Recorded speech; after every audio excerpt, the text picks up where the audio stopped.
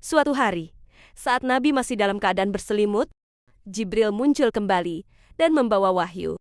Wahai orang yang berselimut, bangunlah, lalu berilah peringatan, dan agungkanlah Tuhanmu, dan bersihkanlah pakaianmu, dan tinggalkanlah segala perbuatan yang keji, dan janganlah engkau memberi dengan maksud memperoleh balasan yang lebih banyak. Dan karena Tuhanmu, bersabarlah. Quran Surat Al-Mudathir ayat 1-7.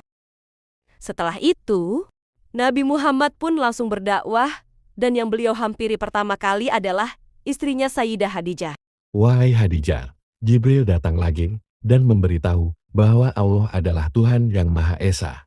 Dan Allah memerintahkanku untuk menyampaikan hal ini kepada orang-orang terdekatku. Khadijah pun menjawab, Kami bersamamu, wahai utusan Allah. Aku adalah orang pertama yang beriman kepadamu. wanita pertama yang masuk Islam adalah Sayyidah Khadijah.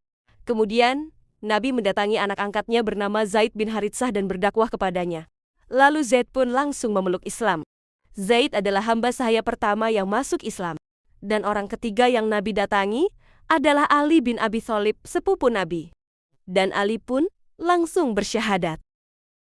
Kemudian, Nabi pun berdakwah kepada anak-anak perempuan Nabi sendiri, Zainab, Ruqayyah, Ummu Kulsum, dan Fatimah Az-Zahra. Setelah itu, Nabi keluar rumah dan langsung menemui sahabat beliau, Abu Bakar Asy-Siddiq. Wahai Abu Bakar, aku adalah utusan Allah.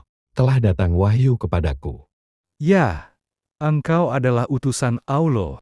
Dan Abu Bakar pun langsung bersyahadat, tanpa berpikir dan bertanya lagi. Dan Nabi pun berkata, Tidak ada orang yang aku ajak Islam setelah Abu Bakar, kecuali bertanya. Abu Bakar berkata kepada Nabi, Wahai utusan Allah, apa yang harus aku lakukan setelah ini? Sebarkanlah hal ini semampumu. dan Abu Bakar pun langsung keluar untuk menyampaikan hal ini kepada Utsman bin Affan. Dan Utsman pun bersyahadat. Setelah Utsman bin Affan masuk Islam, orang yang masuk Islam lagi lewat dakwah Abu Bakar di hari itu adalah Zubair bin Awam, Talha bin Ubaidillah, Sa'ad bin Abi Waqqash, dan Abdurrahman bin Auf. Selang beberapa saat, jumlah pengikut Nabi pun semakin bertambah.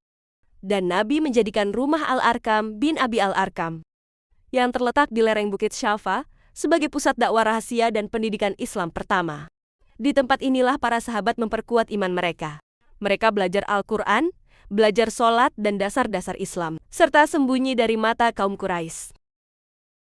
Dan akhirnya para pemimpin Quraisy mulai curiga. Mereka mendengar adanya ajaran baru yang melarang penyembahan berhala, lalu mereka berkumpul di Darun Nadwah balai pemimpin Quraisy.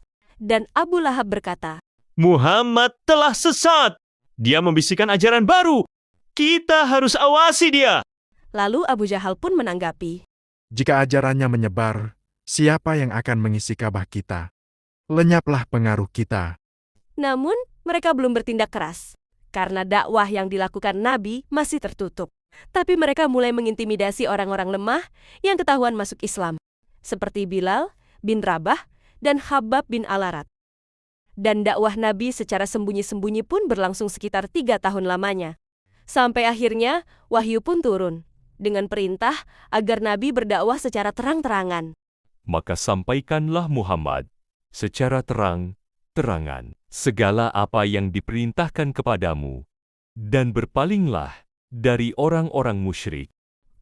Quran Surat Al-Hijr ayat 94.